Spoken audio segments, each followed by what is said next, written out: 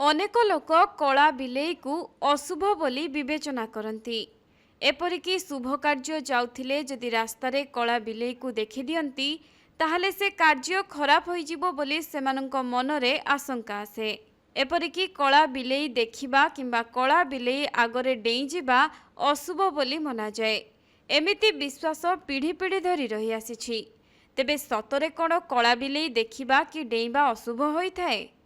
जदि एक कला बिलेई बामरू डाहाणुकु रास्ता अतिक्रम करे तेबे एहा शुभ नुहे बोली वृद्ध वयस्कों ठारू सुनिबाकु मिले। आउ गंतव्य पथरे जदि बिलेई कौनसी स्थान रे रास्ता अतिक्रम करी पलायन करे तेबे एहा मध्य अशुभ बोली केतेक विवेचना करती।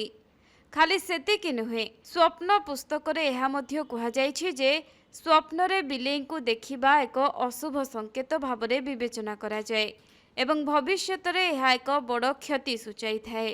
किंतु स्वप्न रे एक कला बिलेई को देखिबा द्वारा आर्थिक क्षति हेबार संभावना बढ़ी थाए।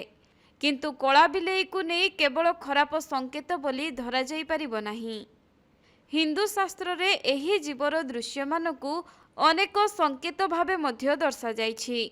जेपरिकी जदि आपण सकाळु सकाळु उठिबा परे अचानक कला बिलेई देखंती तेबे घर को अतिथि आसिबा संभावना को दर्शाई थाए। किंतु एहा मध्य होई पारे जे आपण कोनोसी पुराना बंधु को खूब शीघ्र भेटी पारंती। सेहीपरि जदि एक कला बिलेई घर भितरे छुआ जन्म करे एहाकु शास्त्र रे शुभ संकेत भावरे वर्णना करा जायछि। एहा द्वारा परिवार सुखरे जीवन बिताई थाए। किंतु दुई कला बिलेई झगड़ा हेबा देखिले एहा कोनोसी आगुआ समस्या को सूचाई थाए।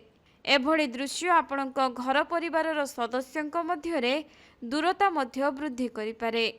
तेणु यथासंभव कला बिलेई झगड़ा लागिथिबा समयरे सेठारु दूरेई रहिबा आवश्यक।